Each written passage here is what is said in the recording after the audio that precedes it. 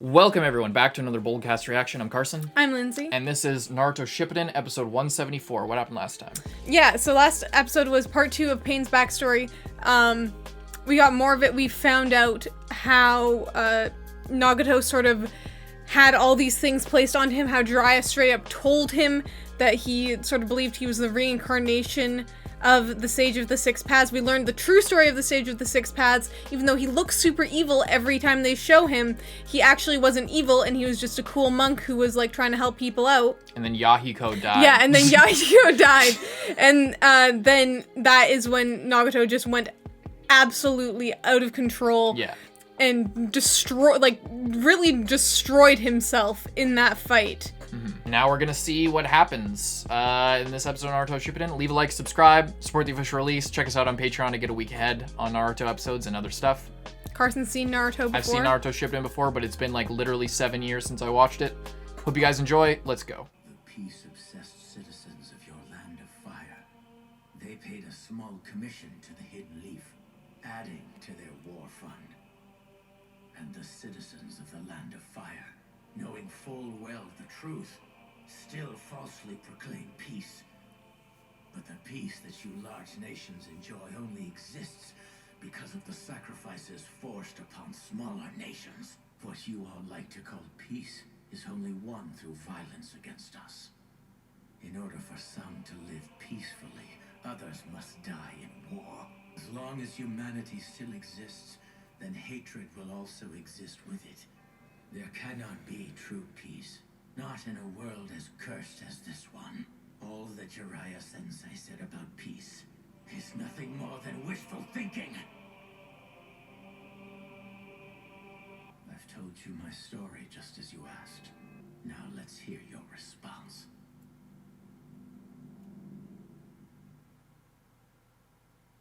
What were you saying? I was saying, it's also so messed up how Yahiko just believed those guys.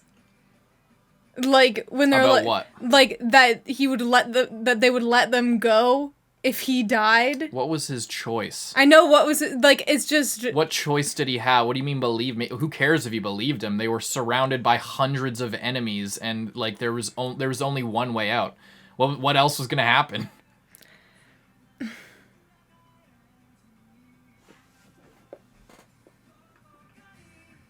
What do you really think? Do you really think it matters if he believed him? no. It's just shitty. Yeah, of course it's shitty. Yeah, of course it's shitty. It's really fucking shitty. It's an unwinnable situation. That's kind of the whole point. Naruto's response. I've told you my story just as you asked. Now let's hear your response.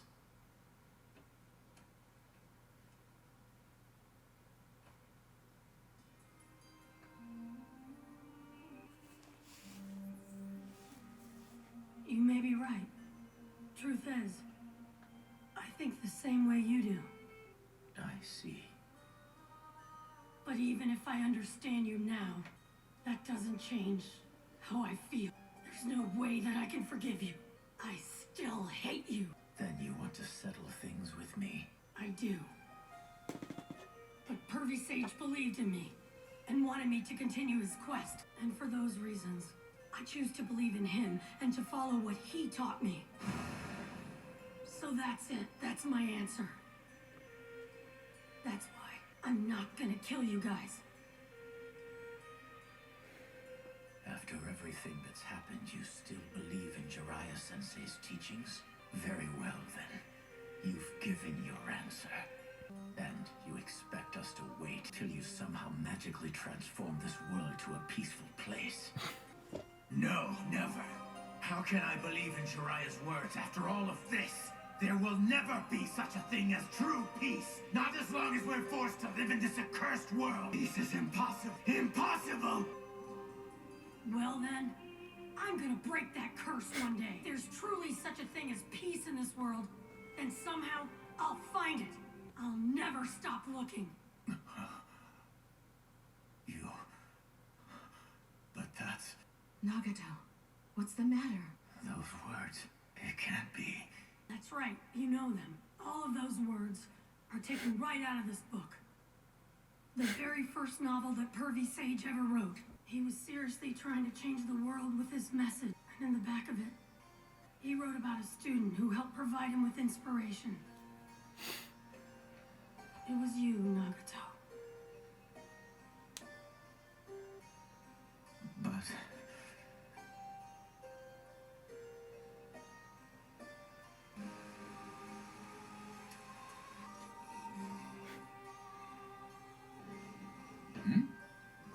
Sensei? Yeah, what's up? Do you have a minute? Sure. I was trying to do some work on my book, but I've come down with a bad case of writer's block.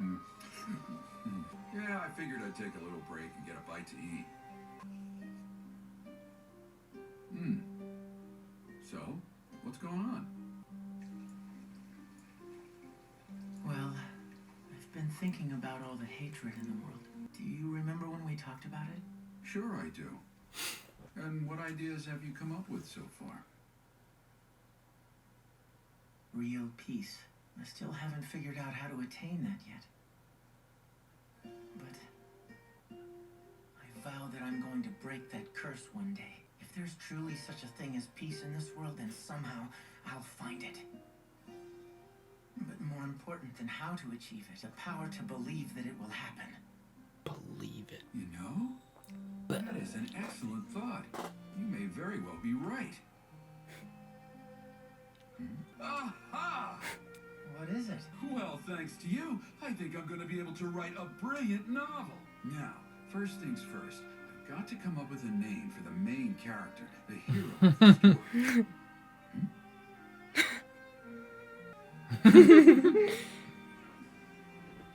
Ramen.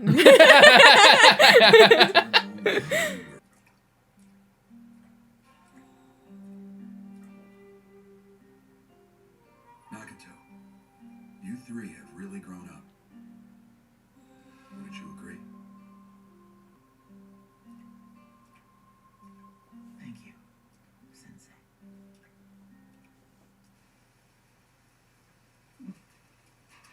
Come on now, stop crying. I'm sure we'll see him again someday. Miss Sensei.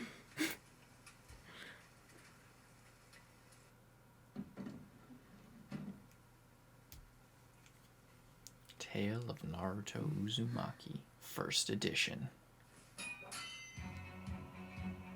You ready to give up yet? I'm starting to get tired of our game of tag. I love we've just seen this scene so many times. I love it. I love the reincorporation and like putting different people there.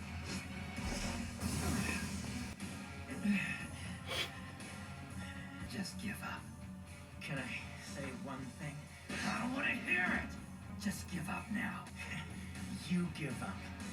I'm trying to make me give up. Even if you do take me down, another assassin will attack the village. As long as we're cursed to live in this world of shinobi, then there cannot be any peace ever. Well, I'm going to break that curse one day. If there is such a thing as peace, then somehow I'm going to find it, and I'll never stop looking. Who are you? My name is...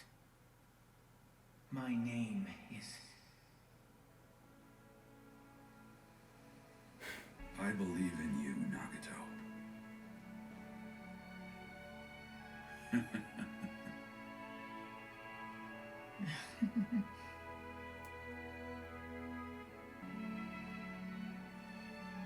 You are the savior of this world. I know you can do it. Amazing, Yahiko. Nice catch. I'm impressed. I know, right? Tastes great, doesn't it, Nagato? Yeah, it sure does. Now eat up, Nagato. Okay. Instead of trying to rule the world through pain, I wish you'd moved past it and used your power to create peace in a positive way. I choose to believe in him and to follow what he taught me. The name of the hero in this novel, his name is My name is... His name's Naruto.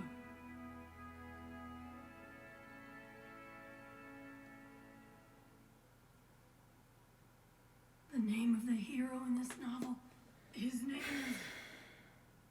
Naruto. Listen, my name is a precious heirloom that has been handed down to me by my master. There's no way that I'm just gonna give up and dishonor my master's gift. I will become Hokage, and I will bring peace to the Hidden Rain. I will! I'm asking you to believe in me. Why should I? How can you stand there and tell me that you will never change your mind? Do you really think you will never stray from that ideal, no matter how much pain befalls you? You think you will always believe in yourself? Can you guarantee it? How can you possibly have that much faith that life won't change you? I felt pain too. You're not the only one. Also, you just destroyed my entire village, killed my sensei, killed my... You just did all of that shit. Is, as they say, in the pudding. Plus, you don't know my entire backstory.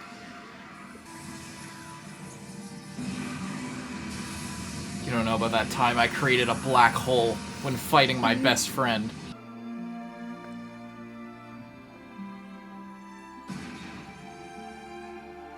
Remember that? When he just took out Sakura?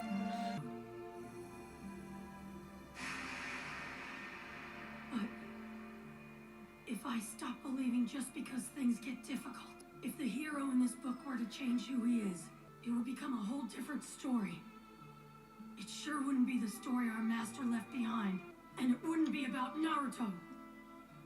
The thing is, I can't write books like our master did, and so any sequel has to come from the life I live.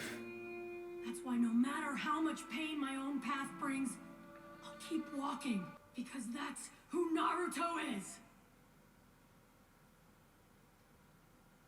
If the hero ever changes, it'll be a different story. We are sibling students sharing the same sensei. We ought to be able to understand each other. When I said that to you earlier, I meant it as a joke. You really are a curious fellow. You remind me of myself when I was much younger. Nagato. I wasn't able to continue believing in Jiraiya's ideas, nor could I keep believing in myself.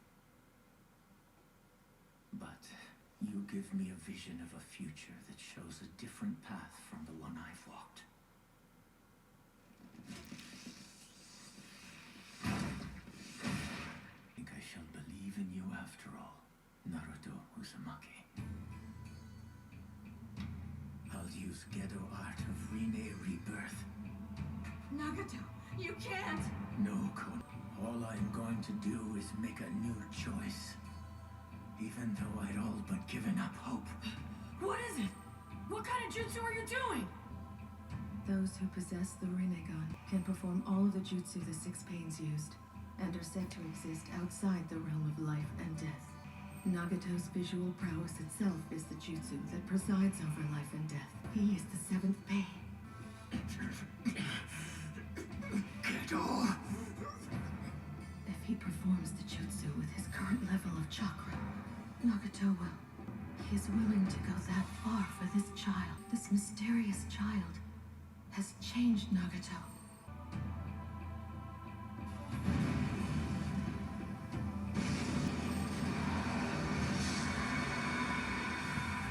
That would be terrifying. Are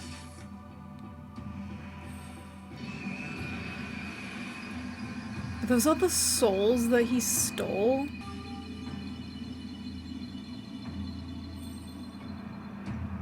It appears to have ended. I see. And how did it turn out? It's as my vision foretold, although I never thought two of Jiraiya's students would be the children of prophecy, and that the both of them would become the ones to bring about great changes to the ninja world. Perhaps it's possible that in that moment when Jiraiya chose not to give up, all this became preordained. Who would have thought that that book would really become the key to changing the world?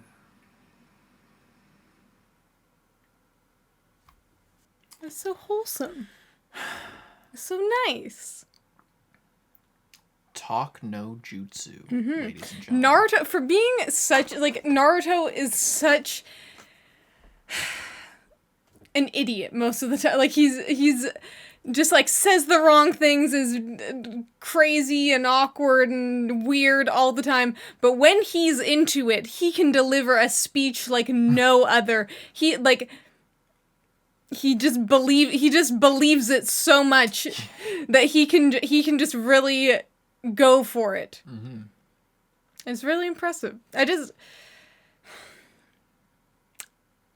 Yeah, I like it. Mm-hmm. And just, I really liked, like, just, we're coming to the end of this arc, I know, but I've really liked the whole, like, prophecy and the books and Jiraiya, like, what Jiraiya did is kind of, like, guiding things. Mm-hmm. And I've talked about that before, of how Jiraiya choosing Naruto to be the chosen one in of itself makes Naruto the chosen one. Mm-hmm. And if if Jiraiya hadn't chosen to try again with Naruto and chose Naruto to be the one to carry on his legacy, like, in that way, in, like, the many ways that sort of came about, Mm-hmm. then Nagato would have actually just been the child of prophecy by himself, and the choice he would have made would be to destroy everything. Mm-hmm. But instead, because Naruto didn't just kill him and, like, listened and talked it out with him, Mm-hmm. like, that, like, all of those things sort of work together to this point, which is it's just really satisfying. It is satisfying. And and, like, Nagato was apparently, like, the inspiration for the book, and like, one of the most iconic lines in the book is just what Nagato said one day. Yeah. And Naruto freaking remembered and picked up on it and quoted it back to him, to his face, Mm-hmm. just like totally caught him off guard with it.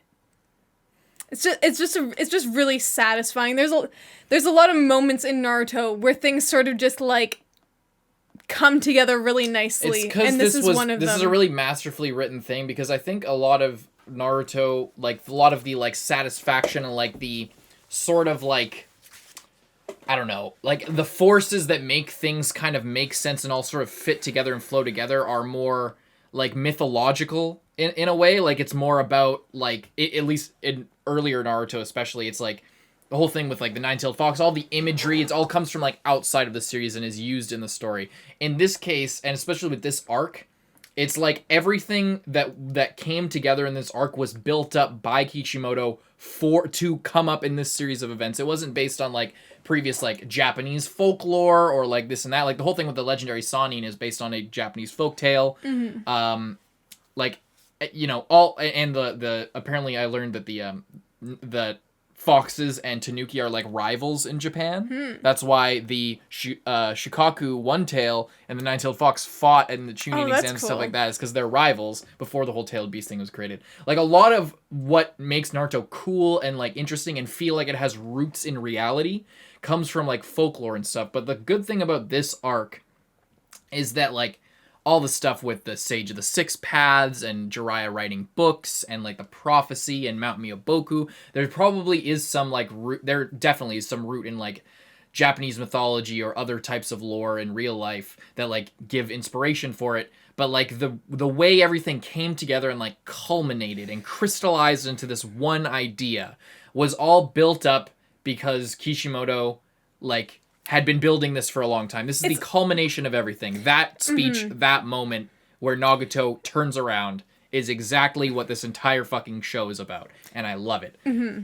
It's also, it's part of the reason that it's also so satisfying is because this entire thing, because Jiraiya is, like, the guy in like the sort of the center of this, and like around everything is kind of revolving around things that he did in his life, it's so much easier to like grasp a hold of rather than like, and it also brought us closer to other things such as the fourth Hokage, who it's like when you hear, oh, the nine-tailed fox came and the fourth Hokage defeated it and sealed some of it inside Naruto, that like seems like this event that was, even though we know that it's like only happened like it's the same amount of time as Naruto has been alive, like not that long, but it still like seems like this larger than life event that is kind of unrelatable and like happened like before, like it happened before, and like for some reason, just because we've known Jiraiya for so long,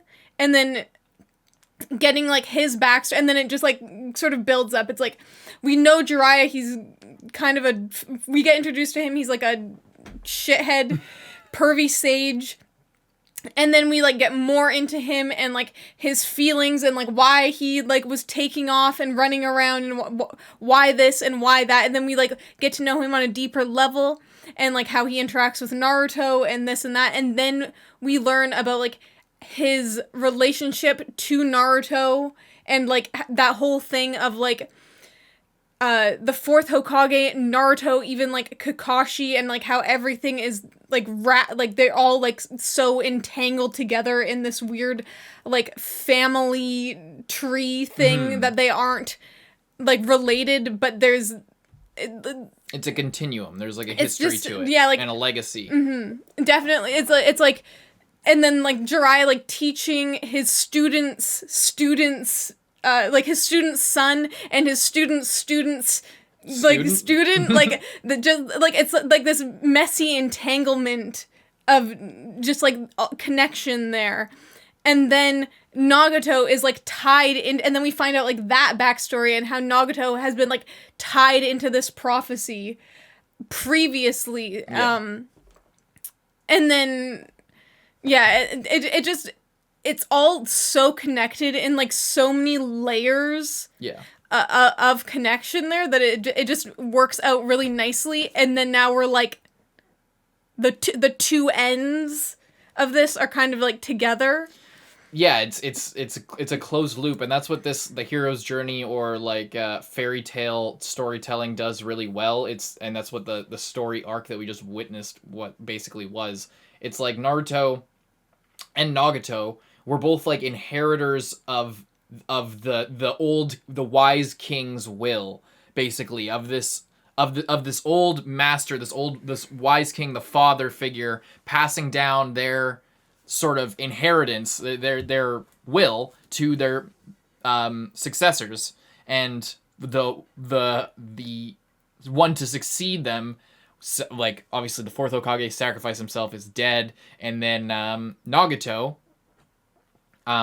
it became corrupt, and then the king is now corrupt and kills the old wise king, and then the prince needs to come and take the power back and take the will back and instill that, and then help the community, etc. So it's really classic the way it's all set up, and it delivers really well because it's connected in a way that only this show can do, which is the whole books and everything like that, and the story that Jiraiya wrote and everything that had to do with him, his entire like philosophy on it. It became twisted with Nagato, but I do really like the way that it came about with Nagato, because it doesn't seem forced. Like, it doesn't seem like Nagato just suddenly out of... A lot of people do think it's forced. I think it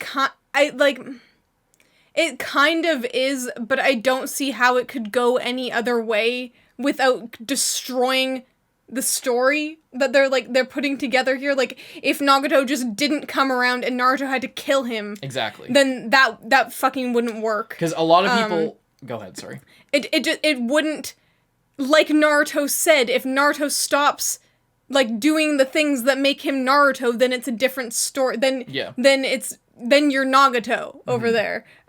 You're not, it's this whole thing, and some things have to be more convenient, maybe, for like the sake of the overall plot or story. Convenient? What do you mean by like convenient? If you say what it's is like convenient? I mean, it is rather convenient that Nagato maybe that's the wrong word, that Nagato just decided to believe Naruto at the last second and, like, be reminded of all this stuff. But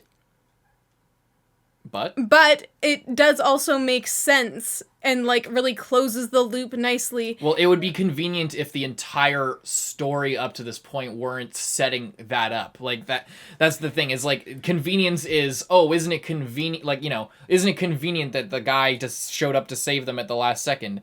But it's not convenient if everything, the entire theme of this entire arc and this entire story, really, was not building exactly to this conclusion.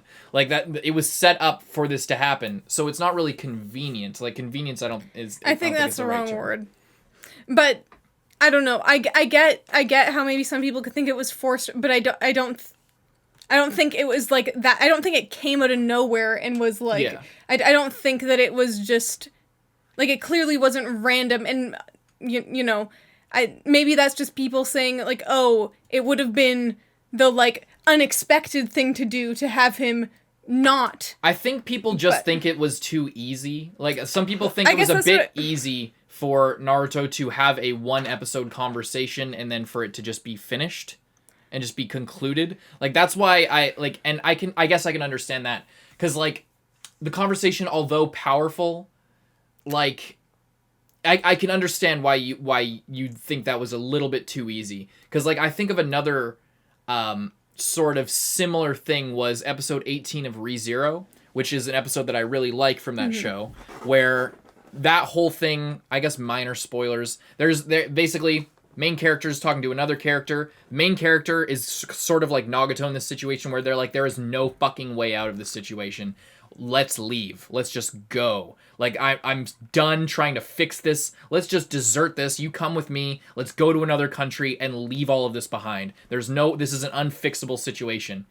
And then the other character, through literally the entire episode, they are standing face to face and they have this entire conversation for like 18 straight minutes or 20 straight minutes of, like, I think they skip the ending and the opening of, and so the entire episode is them talking about this, and the way the conversation ebbs and flows and, like, comes to a head is extremely satisfying, and I feel like they needed something like that here, and they didn't quite reach those same heights.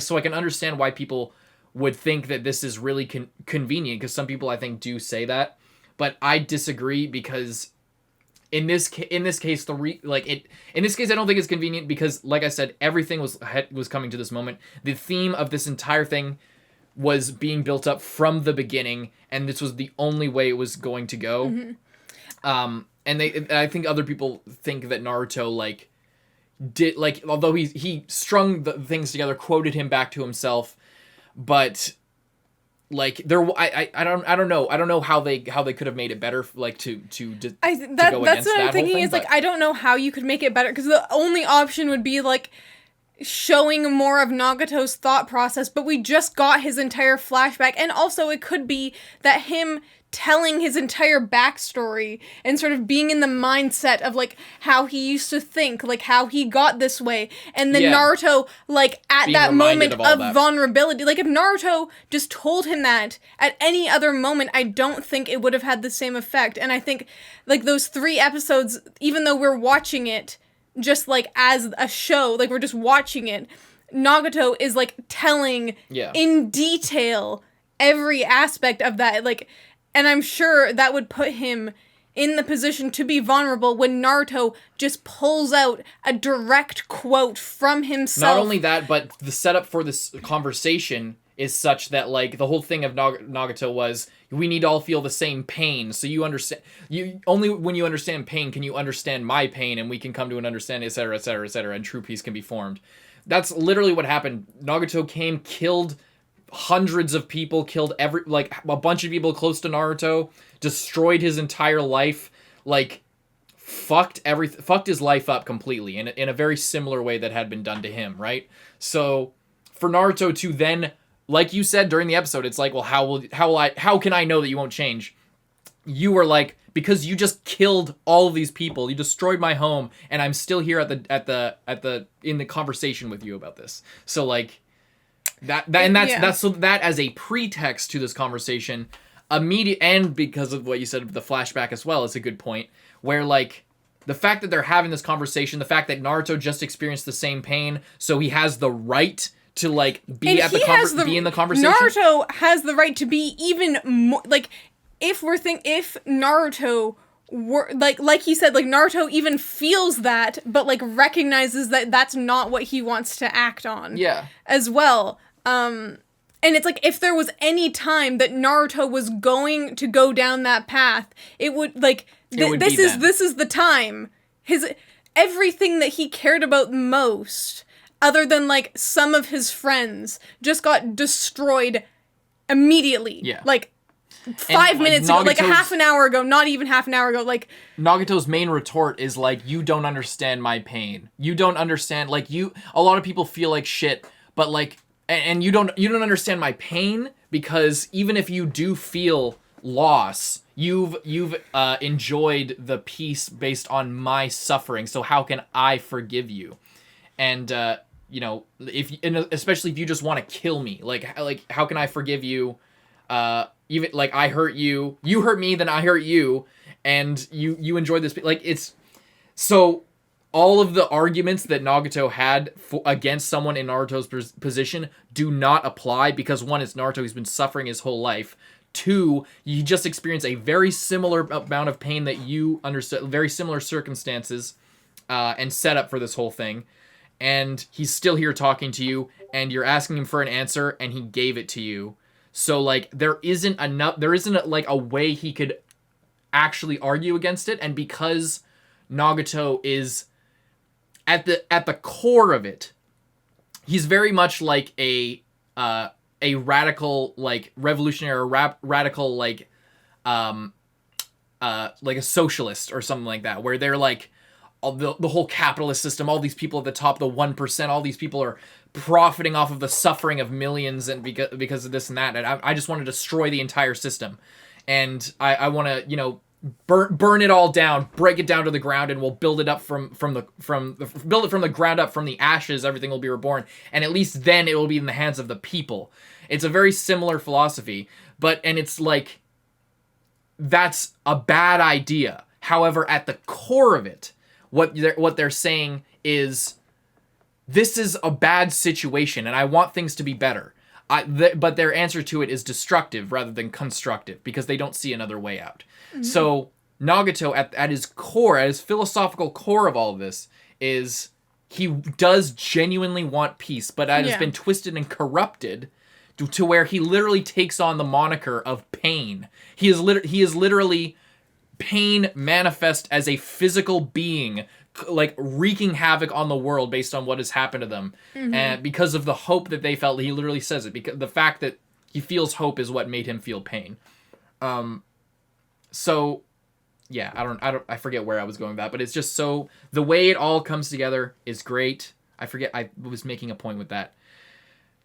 So like, the way it all ends up in the end makes sense, I think, because mm-hmm. at his core, he did want peace. He did want that, and Naruto at his deepest level. Was right in front of him, sort of a living proof of, like, not that peace could be achieved, but that there may be another way, mm-hmm. That he maybe used to believe in and lost sight of mm-hmm. along the way. Also, I was going to say, just again, for, like, if it was maybe seemed too easy, I don't know how you could make it harder other than just having them argue for longer, which wouldn't have been good. I think that's another thing, is that the delivery was very, like, not explosive. Like, there was, like, that's another thing about the ReZero conversation I referenced, was the voice acting both in the dub and the sub, and, like, just the way the conversation is written, it's way more powerful and, like, explosive at times, and deeply emotional, like, physically emotional. In this case, they have both been drained. Like, this is at the end of a large-scale battle. Each other, like, specifically, they have been fighting each other, like, for a while. A long time at this point. I know, like, obviously, anime time, this and that. Regardless. But it doesn't matter. The amount of time is irrelevant. The amount of effort. They are both, like, Nagato is literally, like, almost dead at this point. I'm pretty sure he's going to die after he does this thing that he's doing. Naruto, as well, the only reason that Naruto's still, like, even somewhat okay is because of that visit from his dad that really, like, settled him. But he's not about to be doing anything crazy, you know? And there's a video we should watch. I don't know if it spoils, like, the end. It probably does spoil the end of Shippuden, so we're not going to watch, like, unless I get confidence. Maybe I'll, like, skim through it and see if we can watch it. But it's called In Defense of Talk no Jutsu, and I think it's... I think I've seen it before. I watched it, like, a long time ago. So, I'm sorry if I'm, like, not giving credit to where when I say stuff like this. But, because it might have come from this. Because it's a good video, and I remember it being a good video. But it's the whole thing of, like, Talk no Jutsu not being a cop-out. Because a lot of people think it's a cop-out. A lot of people, Naruto watchers think that it's kind of a cop-out, and it's kind of dumb that Naruto can talk for 5 minutes with somebody and then change their entire philosophy. But that's what I don't like, is that it's like, so Pain Nagato has been living this way for years, and for Naruto to come in, say this one thing, and then completely change his mind seems kind of unrealistic. But I disagree, because he didn't change his mind. He reminded him of himself and convinced him through his own logic that this was possible based on the circumstances that have been created throughout this arc. Obviously, like we said, if Naruto didn't go through the same pain, if he wasn't Naruto, if he wasn't suffering his whole life, if he didn't also have the burden of an absurd amount of power that he'd been born with, essentially, like the Nine-Tailed Fox versus the Rinnegan, they're such on the same level that the circumstances all led up to this moment. So Nagato wasn't just an evil guy who wanted to destroy everything. He was lashing out because of this hope that he felt, and because of this want for peace that he got sort of confused. He sort of lost faith while still operating under the thing of, I'm going to create peace, when really he just was just lashing out. Like, it's a lot deeper than just Naruto changed his mind with one thing. I feel, but to be fair, the type of people who would say that probably just want fights. So I was also going to say, it's not like Naruto can convince not every fight in Naruto is solved by Naruto convincing people. It's very, like, select fights. Like, no one was trying to convince Kakuzu that he was good. They just fucking killed him. Yeah. No one was trying to get Hidan on their side. They sliced him up and threw in a pit. Yeah. Like, it's... But you can't just... Sometimes there is What would true be the easier evil. way out? Naruto just... Like, is it really that different between Naruto having a conversation and then also, what if Naruto just killed him? Like, isn't that the easier way? Like, isn't that the same cop-out? Like, I don't know how... I don't know. Sometimes there is just true evil. And and that's something that I think there's some nuance to that as well. The fact that every fight isn't handled like that. There is some depth in that. Yeah. The fact that, like, sometimes you cannot reason with people. Sometimes they are just out for blood. Sometimes they are plutocrats who are willing to kill people. All they care about is money. That's all they want. They literally survive, like Kakuzu. His goal is to make as much money as possible by killing people and selling their bodies. Yeah. And the way that he persists, the way that he lives, is by literally stealing the hearts of his enemies and continuing his lifestyle selfishly and unnaturally. He is just bad. With Hidan, his entire religion, his entire belief structure is based on the idea that murder is and pain is the only form of pleasure. It's the only good force in the world, destruction. Mm-hmm. So the fact that those people also exist in a world where Nagato exists makes sense, and I think adds a level of maturity to Nagato. The fact that everyone isn't just, we can just reason with anybody. Some people you can't. But some Naruto people doesn't even try. Like, with Kakuzu, Naruto is the one who took him out. He did not be like, Kakuzu, let me hear your backstory and I'll talk you out of it. Because there wasn't that thing. Like, and Naruto, even going into this, knew more about Nagato than Nagato would have known about. Giving him credit for, because Naruto read that book, and, like, maybe if he hadn't read that book, or, like, hadn't gotten that deeper understanding of the why, then it wouldn't have been as important. But he knew, and he cared, enough to know that, like, they weren't so different after all. Yeah. And they were both, like, they both had the same teacher, and judging by this book and the inspiration behind, like, his legacy. Yeah. You know, there's just a lot of factors going into it, but I don't see, like, Naruto, the show, as a show where Naruto just magically talks his way out of anything. And, like, he talked to Sasuke, that didn't fucking work out either time. Yeah. That doesn't work, and it's, you know.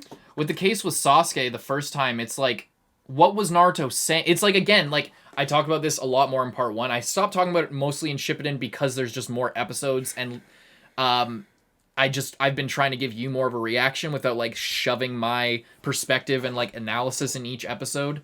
So I've been spacing these out a lot more when I, like, actually dive deep into stuff. But, what the fuck, and I've a lot of people have heard this already, especially if you've been with Naruto since the beginning, our reactions. But, like, what is the point of just fights for fights? It goes back to I always say this. It's like a fight is not just people punching each other. It is a battle of ideals in the first place. It's especially in anime and in media, a fight is just a clash of ideals. That's all it is in the first place. It's already an argument. It's just being expressed through physical action.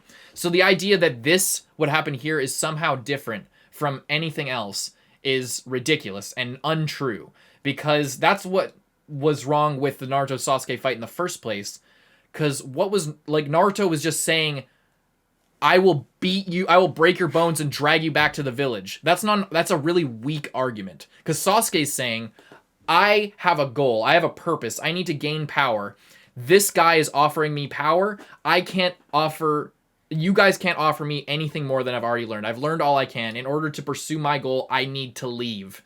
So, that's my argument. What's yours? Fuck you, Sasuke. I'll drag you back to the Leaf Village. Of course Naruto's gonna lose. Yeah. Because there's no validity to that point. There's nothing there. So Naruto loses, of course. It maybe if he had something better to say. He's just like, I'm your friend. Don't pursue your goal. Yeah. Don't do what you want to do. I know you hate your brother, but, like, come on, I'm your friend. And Sasuke's like, whether you're my friend or not has nothing to do with what I'm saying. So unless you have a reason for me to believe you and for me to, like, trust that you have my best interest in mind, even if you do, I need to do this. So, whatever. I'm going to do what I have to do to achieve my goal. Mm-hmm. And the same case here. It's like Nagato is set in his path. He's like, yeah, it's just the same thing. It's another argument. Yeah. That's all it is. So. And they physically fought for a long time. Yeah. And then they got to this point. Yeah. But I don't know it seems to me that he's releasing all the souls out of that thing, if that's where they're kept. The jutsu was called Ghetto Art of Rinne Rebirth. Mm-hmm. So there you go. Which is making me think that all the people who just died will just come back to life. Is that your prediction? That's my prediction because, and I really desperately hope it's true, because Kakashi, I have been literally harassing Carson around the house for, like, a long time at this point, being like, somehow Kakashi needs to come back to life. I can just, like, feel it, and I may still be wrong. It's not even confirmed yet, but I'm like, I have been, like, somehow, like, trying to find a straw to grasp at about that, and this is that thing. I'm like, oh, this is like Granny Chio 2.0, but giving me my favorite character back. Somehow Granny Chio also gets revived just because you like her. Yeah. Yeah, and I'm assuming it would only apply to the people who are, like, here, like, obviously Jiraiya wouldn't be brought back. Mm-hmm. Just the people who were, like, just killed and their bodies are still, like, there. If that's what this is, it seems to me, like, I'm fairly confident that that's what this is. And I hope it is. And we'll find out right now. Like and subscribe. Check out Patreon to get a week ahead to see if you want to see right now. If you're already watching Patreon, thank you very much for your support. But we'll see you in the next one. I'm Carson. I'm Lindsay. Bye-bye.